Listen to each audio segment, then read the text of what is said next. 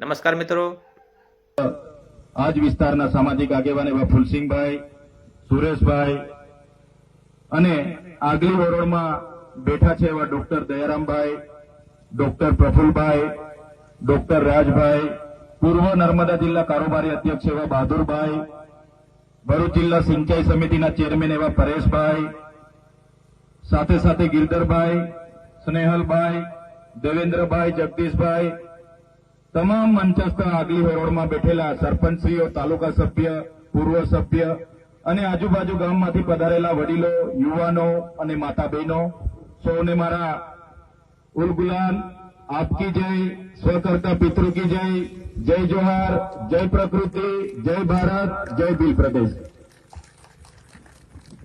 સૌથી પહેલા તો આજે તમામ પક્ષ પાર્ટી ભૂલીને, તમામ સંગઠન ભૂલીને જ્યારે સમાજની વાત હતી અને સમાજના મંચ પર બધા જ પક્ષ પાર્ટીને ઘરે મૂકીને, નેવે મૂકીને આજે જ્યારે બધા સમાજના આગેવાનો એક મંચ પર આવ્યા છે, એ જ મિસાલ, એ સંદેશો આપવા માંગીએ છીએ કે જ્યારે પણ અમારા સમાજ અને અમારી માતા બહેનો સાથે અન્યાય થશે તે દિવસે અમે પક્ષ પાર્ટી, સંગઠનો અને ધર્મ સંપ્રદાયની સાઈડ પર મૂકીશું અને અમારા સમાજ સાથે ઉભા રહીશું. એ સંદેશા સાથે બધા ઉપસ્થિત થયા છે, એમના માટે જોરદાર તાળીઓ પાડીએ. સાથીઓ, કહેવાય છે ઇતિહાસમાં કે 60 લાખ વર્ષ પહેલા આ પૃથ્વી પર માનવ સભ્યતાની અસ્તિત્વ થયું હશે એવી માનવામાં આવે છે. 50 વર્ષ પહેલા માનવીનો શારીરિક અને માનસિક વિકાસ આ ધરતી પર થયો હોય એવું માનવામાં આવે છે. આશરે 10,000 વર્ષ પહેલાથી ખેતીની સંશોધન થયું, શોધ થઈ, અને જ્યારથી ખેતીની શોધ થઈ ત્યારે આદિવાસી સમાજે ખેતીની જમીન, એ જમીનનો માત્ર પોતાના નિર્વાહ માટે ઉપયોગ કર્યો છે. ક્યારે આદિવાસીએ પ્રકૃતિ સાથે કે ખેતીની જમીન સાથે પોતાના હિતો સ્થાપિત નથી કર્યા, પોતાના સ્વાર્થ માટે સમાજના હિતોને ક્યારે અવગણના નથી કરી. આજે પણ આદિવાસી સમાજ આ ધરતીને માતા તરીકે માને છે, પ્રકૃતિને પૂંજે છે. ત્યારે આ ધરતી પર જો કોઈ સૌથી પહેલા આવ્યું હોય તો યુનો કહેવા માંગે છે, આપણો ઇતિહાસ કહે છે કે આ પૃથ્વી પર, આ ધરતી પર સૌથી પહેલા આદિમાનવ અને આદિવાસી તરીકેનો આપણો આ પૃથ્વી પર સૌપ્રથમ આપણે આવ્યા છે. આદિવાસી આ ધરતીનો માલિક છે. આપણા આ વિસ્તારોમાં નાના નાના કબીલાઓ હતા, સરદારો હતા, આપણા નાના નાના રજવાડો હતા, રાજાઓ હતા, પણ સભ્યતા સમાજની વાત કરનારાઓ સમાજોએ વિદેશીઓના આક્રમણો થયા, આર્યો આવ્યા, શકો આવ્યા, હુણો આવ્યા, જમીની માર્ગે જેને પણ આ દેશમાં ઘૂસવાનું મળ્યું એ બધી જ પ્રજાતિઓ અહીંયા આવી. સાથે સાથે દરિયાઈ માર્ગમાંથી જ્યારે વાસ્કોડી ગામા 15મી સદીમાં લગભગ 1492-93માં એને દરિયાઈ માર્ગનો રસ્તો મળી ગયો અને ભારત આવ્યા, ત્યારબાદ તો પોર્ટુગીઝો પણ આવ્યા, ફ્રેન્ચો પણ આવ્યા, અંગ્રેજો પણ આવ્યા. તમામ પ્રકારના લોકો આ વિસ્તારોમાં આવ્યા અને એમણે માત્ર ને માત્ર આ વિસ્તારની જમીનો, ખનીજો લૂંટવાનું કામ કર્યું. જે આદિવાસી સમાજ પોતે સરળ હતો, સંવેદનશીલ હતો, પોતે પ્રકૃતિ પૂજક હતો, પ્રકૃતિના મૂલ્ય સાથે જીવતો હતો, સહકાર સાથે જીવતો હતો, જે ક્યારેય કોઈનું શોષણ નહોતો કરતો, શોષણ મુક્ત જીવન હતું, ત્યારે આવા લોકોના અતિક્રમણો થવાથી સંઘર્ષો થયા, આપણા રજવાડાઓ ગયા, આપણા રાજાઓને બંદી બનાવવામાં આવ્યા, મારી નાખવામાં આવ્યા. અને જ્યારે જળ, જંગલ, જમીન, ખનિજ સંપદાઓ પર જ્યારે બીજા લોકોએ રાજ કરવાનું શરૂ કર્યું, એને સંપત્તિ તરીકે વિકસાવવાનું શરૂ કર્યું, ત્યારથી લઈને આજ દિન સુધી આદિવાસી સમાજનું શોષણ થતું આવ્યું છે. આજે પણ દેશમાં જો કોઈનું સૌથી મોટું શોષણ થતું હોય તો એ આપણા આદિવાસી સમાજનું થાય છે. દેશ આઝાદ થઈ ગયો પણ આજે પણ આદિવાસી સમાજ ગુલામીનું મહેસૂસ કરી રહ્યો છે. આજે પણ મનુવાદી શાસન ચાલે છે, સામંતશાહી શાસન ચાલે છે. આજે પણ આદિવાસી સમાજ પોતાની પ્રકૃતિ, પોતાની સંસ્કૃતિ, પોતાના સમાજ સાથે છીનબીન થઈ ગયો છે. આજે દેશમાં ડેમના નામે, આજે દેશમાં જીએમડીસી, જીઆઈડીસીના નામે, ખાણોની ખોદાણના નામે મોટા પ્રોજેક્ટોના નામે, રેલવેના નામે, કોરિડોરોના નામે સૌથી વધારે જો કોઈને વિસ્થાપિત કરવામાં આવ્યા હોય તો એ આજે આદિવાસીઓને કરવામાં આવ્યા છે. આજે દુઃખ સાથે કહેવું પડે છે, આજે દેશમાં 1,40,00,000 આદિવાસીઓ બેહાલ છે, બેઘર છે, બેબસ છે, જેમને વિસ્થાપિત કરી દેવામાં આવ્યા છે. પણ આજ દિન સુધી એ લોકોને આ એમનું વળતર, એમની જમીન સામેની જમીન કોઈ પણ પ્રકારની સરકારોએ સુવિધા નથી આપી. ત્યારે સાથીઓ, આજે આપણે વન અધિકાર અધિનિયમની વાત કરીએ છીએ. વન અધિકાર અધિનિયમ 2006માં બન્યો. એના પહેલા પણ 1980માં વન અધિકાર કાનૂન બન્યો હતો. ત્યારે પણ આ લોકોએ, આપણા લોકોને જે જંગલની જમીન ખેડતા હતા એમને અધિકારના દાવાઓ નહોતા આપ્યા. આદિવાસી જંગલ ખાતું કહેવા માંગતું હોય કે આ જમીનો અમારી છે, ત્યારે હું આજના મંચ પરથી કહેવા માંગુ છું જંગલ ખાતાને પણ, તમારું જંગલ ખાતું તો 1927માં બન્યું છે. અમારા લોકો હજારો વર્ષથી અહીંયા રહે છે અને જે દિવસે અમારા લોકોને હેરાન કરશો તે દિવસે આદિવાસી વિસ્તારોમાંથી તમારા જંગલ ખાતાને પણ દૂર કરતા અમને વાર નહીં લાગે. તમારા જંગલ ખાતાને પણ આદિવાસી વિસ્તારોમાંથી અમે હટાવી દઈશું, ઘૂસવા નહીં દઈએ. અનુસૂચિત વિસ્તાર છે અમારો, અહીં પૈસા એક્ટ લાગુ છે. અનુસૂચિત વિસ્તાર હોવાના નાતે બંધારણની 244(1) ના આર્ટિકલ પ્રમાણે, 13 ની કલમ પ્રમાણે આ વિસ્તારમાં કોઈ સરકારની, કોઈ જંગલ ખાતાની કે કોઈની જમીન નથી. આ વિસ્તારમાં જો કોઈની જમીન હોય એ તમામ જમીનો અમારા આદિવાસીઓની છે, આદિવાસીઓ સાચવેલી. આજે જંગલો દેખાય છે એ કોઈ જંગલો જંગલ ખાતાએ નથી બનાવ્યા. આ તમામ જંગલો કુદરતી રીતે બનેલા છે. અમારા આદિવાસીઓ પેડને પણ પૂજે છે, નદીને પણ પૂજે છે, પહાડને પણ પૂજે છે, જીવજંતુને પણ પૂજે છે, સાપને પણ પૂજે છે, વાઘને પણ પૂજે છે. આ પ્રકૃતિનું ના જંગલોનું કોઈ સાચવવા હોય તો એ અમારો આદિવાસી સમાજે સાચવવા છે, નહીં કે કોઈ જંગલ ખાતાએ. ત્યારે 1980માં પણ આપણને દાવા હક નથી મળ્યા અને 2006માં જયારે કાનૂન બન્યો, એ કાનૂન અંતર્ગત પણ જે લોકો વર્ષોથી પોતાની પરંપરાગત રીતે ખેતી કરતા હતા, રહેઠાણો હતા, એમના નિયમ અંતર્ગત એમની જમીન આપવા માટે 2006ના અધિનિયમના કલમ 3માં પ્રકરણ 4 અને /5માં લખેલું છે, કોઈ પણ આદિવાસી પરંપરાગત રીતે રહેઠાણ કરે, ખેતી કરે, એને કોઈ પણ રીતે એને દૂર નહીં કરી શકાય, એનું દબાણ હટાવી નહીં શકાય. એની માન્યતા જ્યારે પણ એની ખરાઈ કરવાની થાય, એની ખરાઈ કર્યા સિવાય ક્યારે પણ આદિવાસીને કનગણત નહીં કરી શકાય. એ સુપ્રીમ કોર્ટનું જજમેન્ટ છે, છતાં આ જંગલ ખાતાવાળા હેરાન કરે. સાથીઓ, આપણે તૈયાર થવું પડશે કાયદાકીય રીતે પણ. અહીંયા ઘણા એડવોકેટ મિત્રો પણ હશે. જો સુપ્રીમ કોર્ટ આવું કહેતી હોય અને આ ફોરેસ્ટ વાળા એમની મનમાની કરતા હોય તો કોર્ટ ઓફ કન્ડેમ કરવા માટે પણ આપણે તૈયાર રહેવું પડશે. એ લોકોને કોર્ટમાં લઈ જવા માટે પણ તૈયાર રહેવું પડશે. આ વિસ્તારમાં 1968માં જયારે ઉકાઈ બાંધવામાં આવ્યો, ઉકાઈ ડેમ બાંધવામાં આવ્યો, ત્યારે આ જ ગામોને વિસ્થાપિત કરીને આ વિસ્તારોમાં મૂકવામાં આવ્યા છે. આજ દિન સુધી જમીન સામેની જમીન નથી મળી.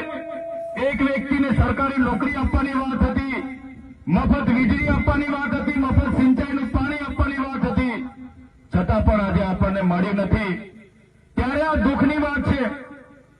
ઉકાઈ ડેમ હોય, કાકરાપાળ હોય, નર્મદા ડેમ હોય કે કડાણા ડેમ હોય કે કરજણ ડેમ હોય, જે પણ મોટા મોટા પ્રોજેક્ટો આવે છે એમાં આદિવાસીઓ પોતાનું ખૂબ મોટું યોગદાન આપ્યું છે. છતાં આજે દેશમાં 80% આદિવાસી ગરીબી રેખાની નીચે જીવે છે. કહેવાય છે કે ખનિજ સંપદા પૂરા દેશમાં 85% આદિવાસી વિસ્તારોમાં છે. આદિવાસી વિસ્તારોમાં આટલું મોટા પ્રમાણમાં ખનિજો હોવા છતાં આ પરિસ્થિતિ આપણી પેદા થઈ છે. ત્યારે સાથીઓ, આજના આ મંચ પરથી કહેવા માંગીએ છીએ, ટેન્સા ખોદતા હશે કે ખાડા ખોદતા હશે, એમને એકવાર તમારો અમારા સંદેશા પહોંચાડી દેજો. અમારો સમાજ પક્ષ પાર્ટી સંગઠનો છોડીને એક થવા જઈ રહેલો છે. આવનારા દિવસોમાં નાનીલાલ, સુરતા, કાકરપાડા, હલગામપાડી કે દોદલવાડી એટલા ગામના ખેડૂતો નથી, પણ જે દિવસે આ ગામના ખેડૂતોને હેરાનગતિ કરવામાં આવશે તે દિવસે માત્ર અંબાજીથી ઉમરગામના નહીં પણ રાજસ્થાન, મહારાષ્ટ્ર, મધ્યપ્રદેશના જે પણ ભીલ પ્રદેશમાં આવે છે એવા 49 જિલ્લાના લોકોને ત્યાં અમે ભેગા કરી દઈશું. તમે એકલા નથી, તમારી સાથે અમે બધા છે. પણ આપણા ગામના યુવાનો, માતા બહેનો, વડીલોને પણ તમારે કહેવું પડશે. જ્યારે પણ આપણા કુદરતી અધિકારોની વાત આવે, જ્યારે પણ આપણા માનવ અધિકારોની બચાવવાની વાત આવે, જ્યારે પણ આપણા સામાજિક મૂલ્યોને બચાવવાની વાત આવે, ત્યારે બધાએ એક થવું પડશે, બધાએ બહાર આવવું પડશે અને બધાએ લડવું પડશે. લડત એવી કરવી પડશે. હવે લડેંગે, જીતેંગે, જિંદાબાદ, મુર્દાબાદ કરવાનું થતું નથી. હવે આવેદન નિવેદન તમે 2008 થી આપીને થાકી ગયા. હવે કરવાનું થતું નથી. હવે તમે એકવાર એમને પૂછી લો કે હવે શું કરવા માંગે છે જંગલ ખાતું અને પોલીસ વાળા. પછી અમને તમે જણાવો, અમે આવા તૈયાર છે. આવનારા દિવસોમાં જો લડાઈ કરવાની થશે તો આરપારની લડાઈ થશે. ક્યાં સુધી આવેદન નિવેદન જિંદાબાદ મુર્દાબાદ કરતા રહીશું? ક્યાં સુધી વિસ્થાપિત થતા રહીશું? ક્યાં સુધી આપણા સમાજ સાથે, સંસ્કૃતિ સાથે, પ્રકૃતિ સાથે ક્યાં સુધી આપણે છિન્ન ભિન્ન થતા રહીશું? આ દેશમાં આઝાદી પછી આટલી ખરાબ કોઈની હાલત હોય એ આપણી છે. આજે 8% દેશમાં આદિવાસી વસે છે. ગુજરાતમાં 15% આદિવાસી વસે છે.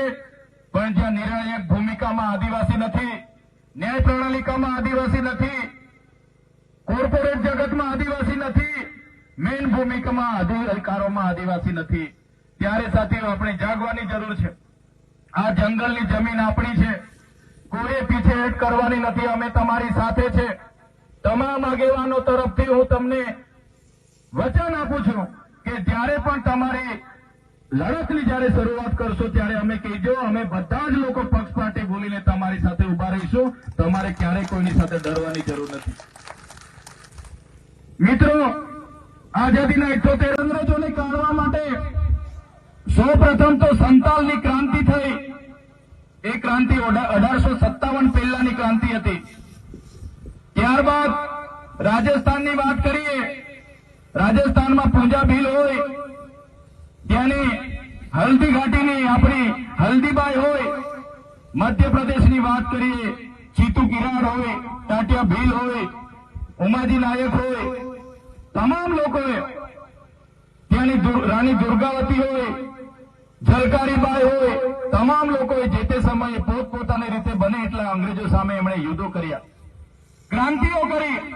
મહારાષ્ટ્રમાં ખાદ્ય નાયક, ઉમાજી નાયક હોય, માંગોરા નાયક હોય, તમામ લોકોએ, રામદાસ મહારાજ હોય, ગુલામ મહારાજ હોય, બધા જ લોકોએ પોતપોતાની રીતે ક્રાંતિ કરી. 1857માં પણ તાત્યા ટોપેની સાથે કે ગમે તે જગ્યાએ કોઈ પણ લોકોને જ્યાં પણ તક મળી, હજારોની સંખ્યામાં આદિવાસીઓ આ દેશને કઈ રીતના આઝાદ કરવો, અંગ્રેજોને આ દેશમાંથી કઈ રીતના કાઢવા, એ ક્રાંતિમાં જોડાઈ ગયા. ઝારખંડ, બિહારની વાત કરીએ, બિરસા મુંડા હોય, સિંધુકાનો હોય, ઝાલો ફૂલો હોય, તમામ લોકોએ જે તે સમયે પોતાની આહુતિ આપી દીધી, શહીદીઓ ઓરી લીધી.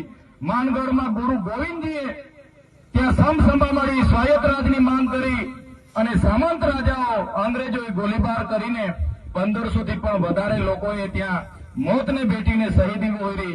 આ આપણો ક્રાંતિકારી, તે સમયનો આપણો ક્રાંતિકારી જોશ હતો.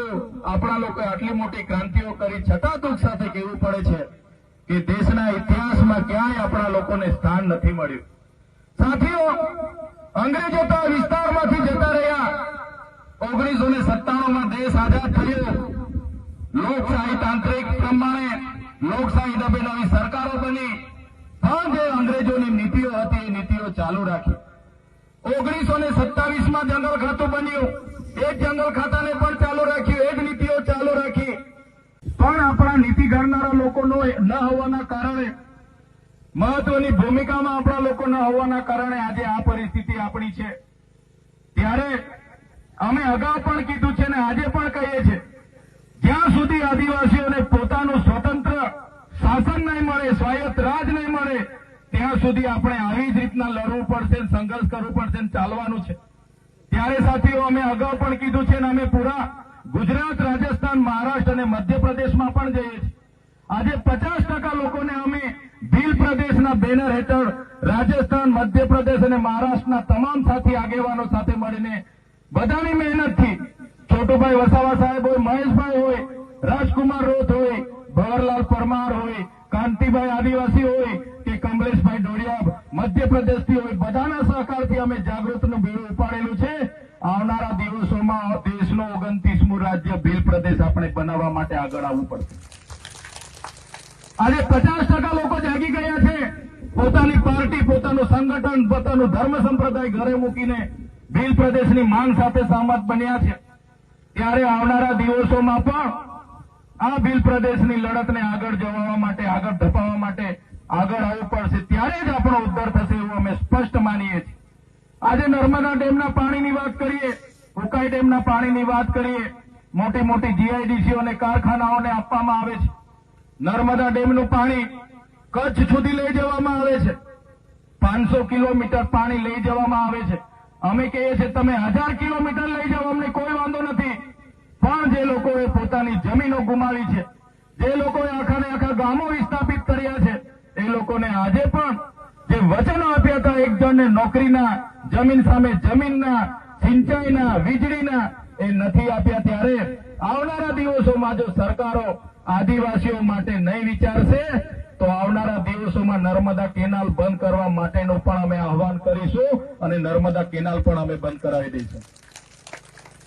સાથીઓ, આજની આ લોક સંઘર્ષ મોરચાની આજની મિટિંગમાં જે પણ આપણા પ્રશ્નો ઉપસ્થિત થયા છે એમાં આપણે ઉમરપાડાના તમામ ખેડૂતોને પણ સાથે રાખીશું.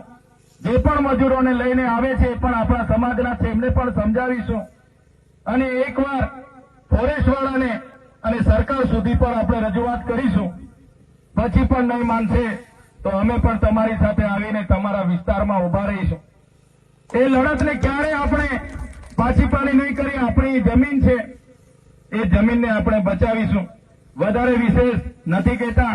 આગળ પણ એક વ્યારા ખેડૂત સંમેલન છે, એમાં પણ મારે હાજરી આપવાની છે. ત્યારે આજના આ કાર્યક્રમમાં લોક સંઘર્ષ સમિતિ વતી અમને તમામ આગેવાનોને અહીં પધારવા માટેનું આમંત્રણ મળ્યું, અમારું સ્વાગત કર્યું, સન્માન કર્યું અને અમને બોલવાની જે તક આપી છે એ બદલ તમામ આયોજક ડેડિયાપાડાના ધારાસભ્ય ચૈત્ર વસાવા ફરી એકવાર ચર્ચામાં આવ્યા છે. સાગબારા તાલુકાના નાનીનાલ ગામમાં લોક સંઘર્ષ મોરચા દ્વારા એક કાર્યક્રમનું આયોજિત કરવામાં આવ્યો હતો અને આ કાર્યક્રમની અંદર આદિવાસીઓના પ્રશ્ન મુદ્દે ફરી એકવાર ચૈત્ર વસાવાએ અવાજ ઉપાડ્યો અને અવાજ ઉપાડવાની સાથે અમને જમીનોની વાત કરી કે જે જમીનો આપણી પાસેથી લેવામાં આવી છે, જે જમીનો મુદ્દે ઉગ્ર લડાઈ છે, એ લડતા રહીશું. આ સાથે અમને ત્યાં અલગ ભીલ પ્રદેશની માંગને લઈને પણ ફરી એકવાર વાત કરી છે. આ સિવાય પણ આદિવાસી પ્રશ્નોને લઈને પણ સરકારને વાત કરવાના છે. નમસ્કાર, વિડીયોમાં આટલું જ. વિડીયોની અંદર નવા આવે તો વિડીયો લાઇક કરી ચેનલ સબસ્ક્રાઈબ કરી નાખજો. નમસ્કાર.